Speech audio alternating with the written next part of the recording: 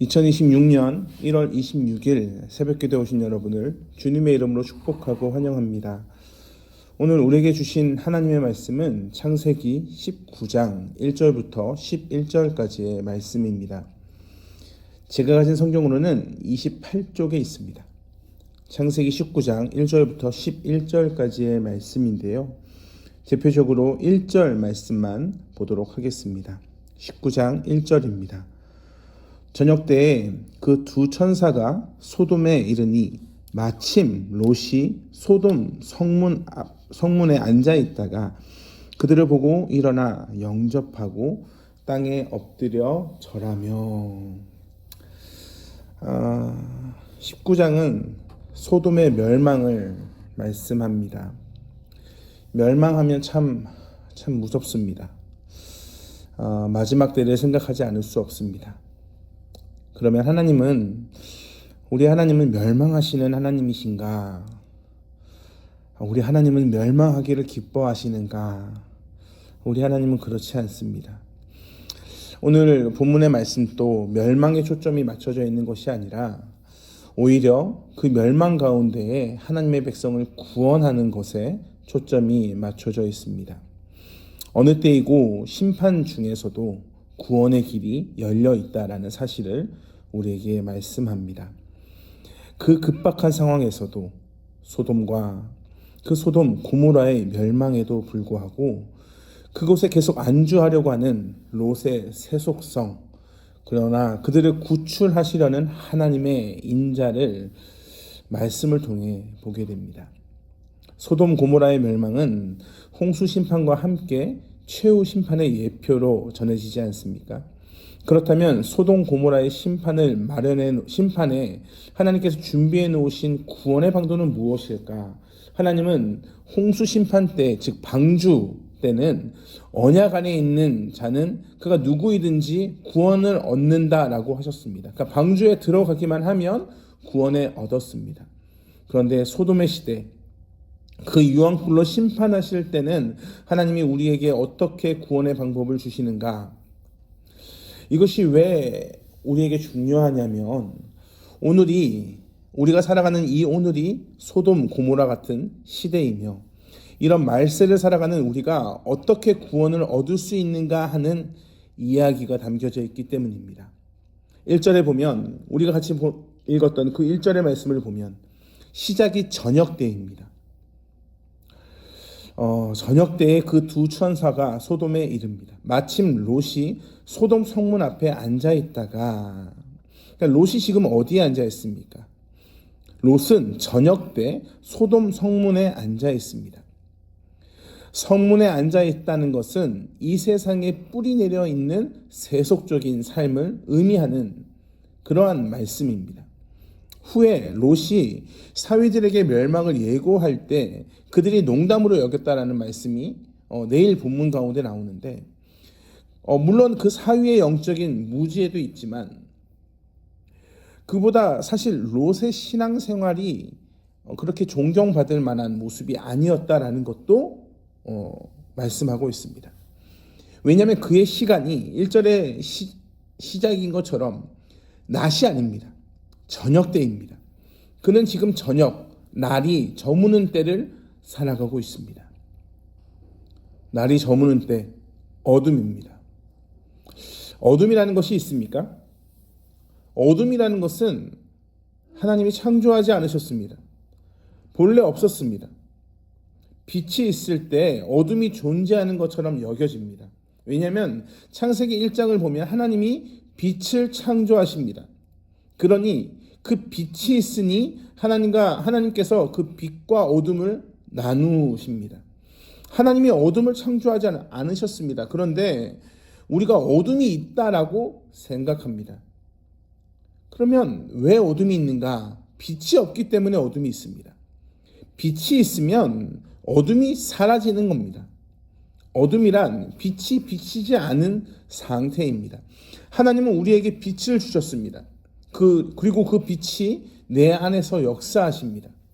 요한복음 1장을 보면 빛이 어둠에 비치되 어둠이 깨닫지 못하더니라고 말씀합니다.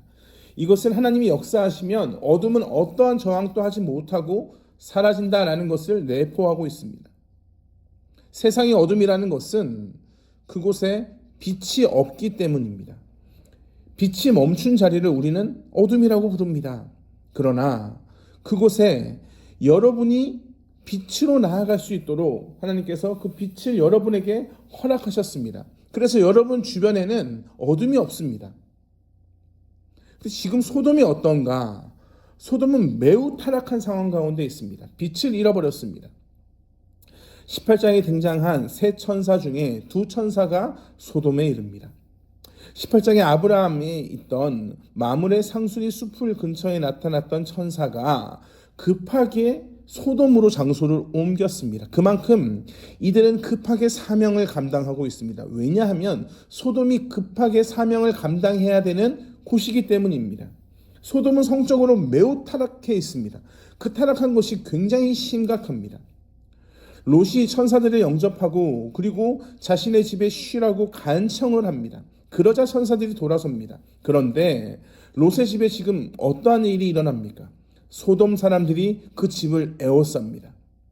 4절에 보면 노소를 막론한다라는 말씀이 있습니다.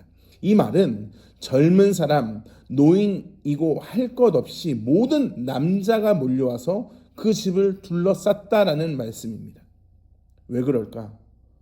머무는 천사 때문입니다. 여기서 천사에 쓰이는 단어는 남성 명사입니다. 즉 남성에게 성폭력을 하기 위해 나오라고 명령하고 있습니다. 8절을 보면 롯은 이들을 도저히 방어할 자신이 없어서 두려운 나머지 그들에게 자기의 딸들을 내어주겠다라고 말합니다. 그러자 이들은 9절에 오히려 적반하장으로 물러나라, 네가 우리의 재판관이냐라고 하며 오히려 롯에게 달려듭니다. 문을 부수려고 합니다. 얼마나 소돔이 타락했는지를 봅니다. 젊은이와 노인까지도 남성 성폭력에 가담하고 있습니다. 5절에 그들과 상관하리라 라는 말씀은 의도적인 성적인 관계를 뜻하는 동사입니다. 이런 상황에서 드디어 천사들이 나섭니다. 롯을 집 안으로 끌어들이고 무리들의 눈을 멀게 합니다. 눈이 멉니다. 앞에 아무것도 보이지 않습니다. 그런데 눈이 안 보이는 상황에서 이들이 어떠한 모습을 보이는지 11절 하반절입니다. 그 눈을 어둡게 하니 그들이 문을 찾느라고 헤매었더라. 그러니까 그들이 보이지 않는데 도망가야 되는데 여전히 그 남자들이 있는 그곳에 문을 열려고 문을 찾느라 헤매고 있습니다. 이 죄악된 것이 얼마나 심각합니까? 소돔의 멸망의 모습은 도대체 우리에게 무엇을 말씀하시는지 우리가 분명히 기억해야 합니다. 분명한 것은 롯은 이렇게 영적으로 무너진 소돔에 살아가고 있으면서도 여전히 망할 것을 대비하지 않고 있다라는 사실입니다. 그는 소돔 성에서 나갈 준비를 하지 않습니다. 왜냐하면 계속 그냥 이렇게 살 수 있을 거라고 착각하고 있기 때문입니다. 그러나 성경은 이 세상은 언제든지 붕괴할 수 있다라고 말씀합니다. 여러분, 자연이 얼마나 무섭습니까? 언제든지 지진이 일어날 수 있습니다. 화산이 터질 수도 있고 때로는 홍수나 산사태가 일어날 수도 있습니다.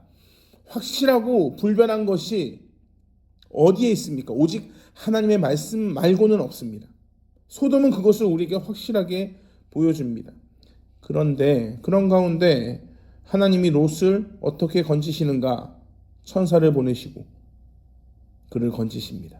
사실 롯은 창세기 12장부터 보면 그는 아브라함과 함께한 자였습니다. 아브라함은 조카 롯을 데리고 고향을 떠나 하란을 거쳐 가나안으로 들어갑니다. 롯은 아브라함과 함께 신앙의 여정을 같이 했던 그런 자였습니다. 그런 롯이 12장 이후에 하나님의 음성을 직접 듣고 그 음성을 따라 믿음의 여정을 걸었다. 이러한 부분을 찾아보기 어렵습니다. 롯이 얼마나 부끄러운 인생을 살았는지, 왜 그가 그렇게 부끄러운 인생을 살아갈 수밖에 없었는지, 그는 하나님과 진정으로 대화하지 못했기 때문입니다. 인격적인 만남이 없었습니다. 그저 눈앞에 주어진 삶을 살아갑니다. 다른 사람과 똑같이 살아갑니다. 어느 순간 그가 서 있는 곳은 절벽이라는 것을 깨닫습니다. 믿음의 생활, 이것이 참 어렵습니다. 롯의 삶은 어쩌면 오늘을 사는 우리의 모습과 너무 흡사해 보입니다. 그저 주어진 삶을 살아갑니다. 하나님의 자리에 재물이 들어와 하나님을 대신할 때도 있습니다. 우리를 기쁘게 하는 쾌락의 위력이 하나님보다 더 크게 보일 때가 얼마나 많은지 모릅니다. 그러나 오늘 말씀은 재물의, 향락의, 사치의, 성적 쾌락에 연연했던 결과가 어떻게 끝나는지를 그대로 보여줍니다. 사랑하는 성도 여러분, 하나님은 여러분을 빛으로 부르셨습니다. 나를 세상의 빛으로 부르셨습니다. 세상은 어둠입니다. 그 어둠 가운데 여러분이 빛을 비출 때 세상은 그 어둠 가운데에서 빠져나올 수 있습니다. 여러분에게 그렇게 귀한 사명을 감당하게 하십니다. 사랑하는 성도 여러분, 빛으로 끝까지 바른 믿음으로 불변하는 그 하나님의 말씀을 붙잡으며 오늘도 하나님과 대화하며 하나님의 말씀을 들으며 하나님의 그 의미를 알아가며 살아가는 그 한 주의 시작이 되길 주님의 이름으로 축복합니다. 기도하겠습니다. 사랑과 은혜가 풍성하신 아버지 하나님, 우리에게 믿음을 주시옵소서. 하나님과 깊은 대화를 나누게 하여 주시옵소서. 때로는 그저 맹목적인 기도, 하나님은 나의 기도를 들으시는가? 하나님의 마음을 전혀 알지 못하는 그런 순간순간을 지나갑니다. 그러나 주님, 오늘 말씀을 통해 또다시 깨닫습니다. 하나님은 우리에게 찾아오시는데 우리가 하나님을 무시할 때가 너무나 많다라는 사실입니다. 주님, 우리를 불쌍히 여겨주시고 우리가 오늘 또 무릎으로 겸손함으로 하나님을 붙잡는 성도 되게 하여 주시옵소서. 그런 한 주의 시작이 될 수 있도록 주여 위로하시고 힘을 더하여 주시옵소서. 감사합니다. 사랑이 많으신 예수 그리스도의 이름으로 기도합니다. 아멘. 우리 주 예수 그리스도의 은혜와 하나님의 풍성하신 사랑과 성령 하나님의 언제나 동행하시는 은혜가 오늘 또 내 안에 빛이 되시는 예수 그리스도를 나타내며 믿음으로 승리하기를 소망하는 한 분 한 분 위에 영원토록 함께 하시길 간절히 축원하옵나이다. 아멘.